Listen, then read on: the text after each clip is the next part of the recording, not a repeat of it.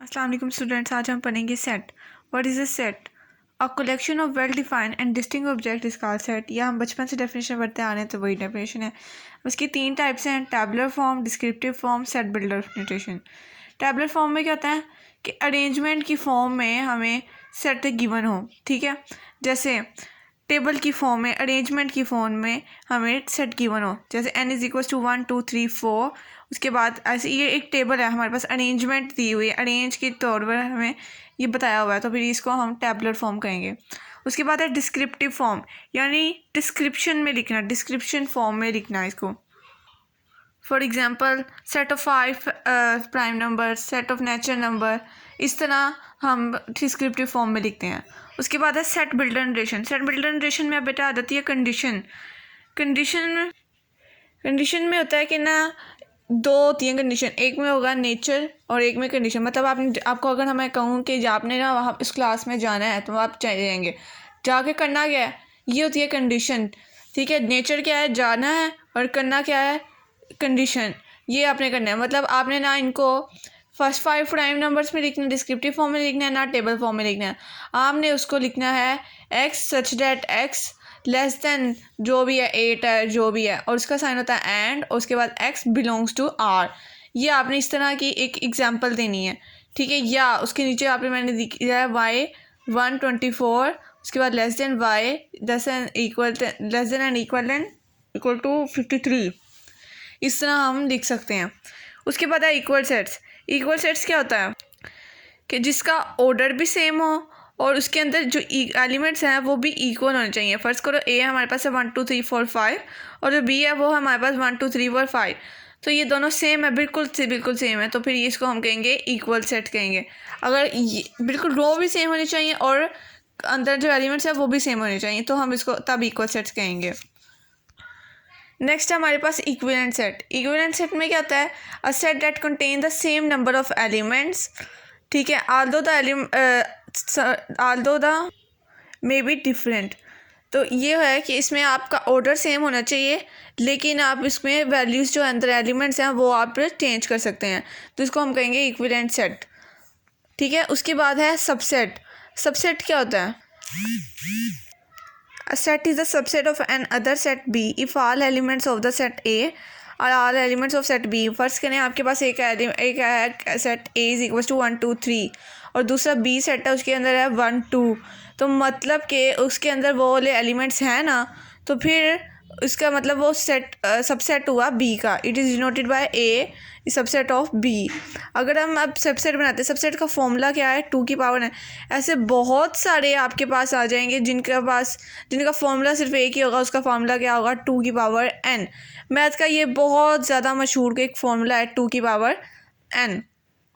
अच्छा, तो सबसेट बनाने हैं, मेकिंग सबसेट ऑफ 1 2 3 4।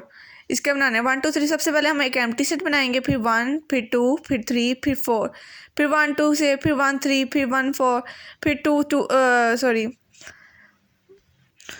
3 2 4 2 1 ऐसे बनाएंगे। लेकिन जो है 2 2 नहीं करना, 1 1 नहीं करना, 3 3 नहीं करना, 4 4 नहीं करना, क्योंकि एलिमेंट्स रिपीट नहीं होते हैं। अब 2 की पावर n, यहाँ पे कितने हैं 4, तो यहाँ पे 16 सबसेट हमारे पास अवेलेबल होंगे, ठीक है। 1 2 3 1 3 4 1 4 3 इस तरह बनाएंगे। और हमारे पास नेक्स्ट आ जाता है B is equals to B C D E। ये एक B अलग है और C D E अलग एक सेट है, तो इसको हम कहेंगे कि ये 2 सबसेट्स हैं, सिर्फ इसके 2 बनेंगे, तो इसके अंदर सिर्फ 4 बनेंगे सबसेट इसके, 2 की पावर n। तो इस B empty set B C D E एक पूरा फॉर्मूला, एक B और एक C D E, ये बन जाएगा बस।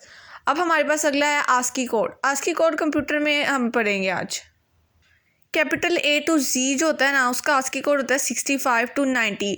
फर्स्ट करें आपके पास A है हमारे पास, तो उसका हमारे पास आस्की कोड क्या होगा 65। कंप्यूटर को तो पता ही नहीं कि आप कंप्यूटर पढ़ क्या रहे हैं, आप बोल क्या रहे हैं, आप लिख क्या रहे हैं, A टू Z, A से लेकर B C D, आप जो भी लिखते हैं उसको पता ही नहीं चलता। वो तो आस्की कोड का समझता है, वो 65 को वो 65 को भी नहीं समझेगा, 65 को वो बाइनरी में कन्वर्ट करेगा, वो भी मैं आपको बताती हूँ।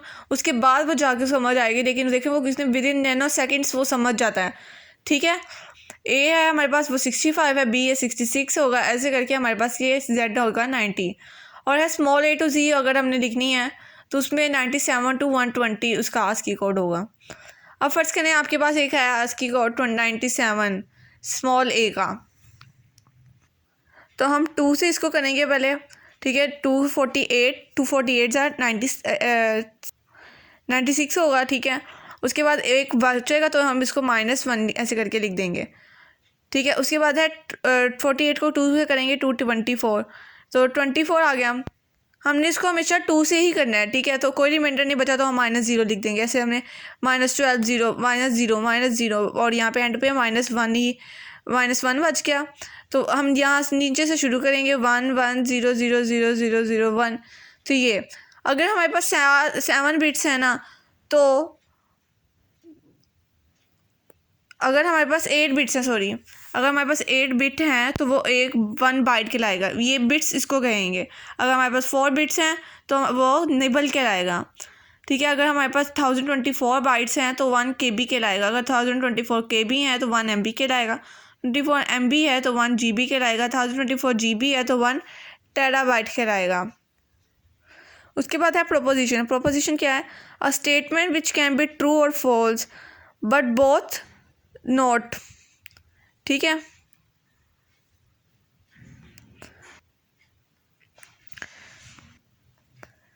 इसको डिनोट करते हैं PQR से। इसका साइंटिस्ट का नेम है अरिस्टोटलियन और इसकी एग्जांपल है कि 2 + 2 = 5। ये फॉल्स है तो मतलब ये प्रोपोजिशन है। अगर 37 <2 से तो ये प्रोपोजिशन है। अगर कोई हमसे सवाल पूछ रहे हैं ना, तुम कहाँ जा रहे हो, तुम क्या कर रहे हो, तो ये प्रोपोजिशन नहीं है।